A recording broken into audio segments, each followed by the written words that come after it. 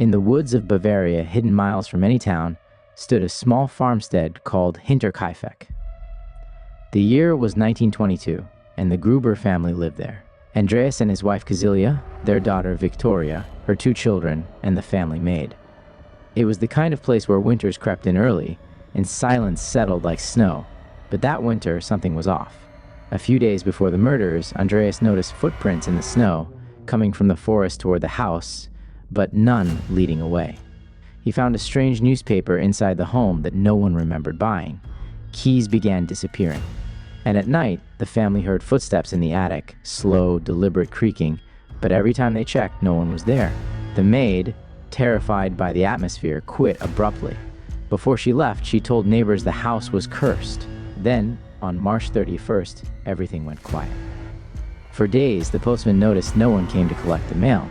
The farm animals cried out from hunger, and smoke no longer curled from the chimney. When concerned neighbors finally entered the farm, they made a horrifying discovery. In the barn, buried under stacks of hay, were the bodies of Andreas, his wife, Victoria, and Victoria's daughter. Each had been lured outside one by one and killed with a heavy farm tool believed to be a mattock, a kind of pickaxe.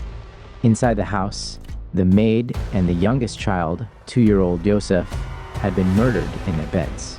The scene was terrifying not just because of the killings, but because of what came after. Whoever the killer was, they stayed. Investigators found that someone had lived in the house for days afterward. The beds had been slept in. Someone had eaten food from the kitchen. The livestock had been fed. Smoke had risen from the chimney. The killer had gone about daily life. Among the corpses, despite interviewing over 100 suspects, police never found the murderer.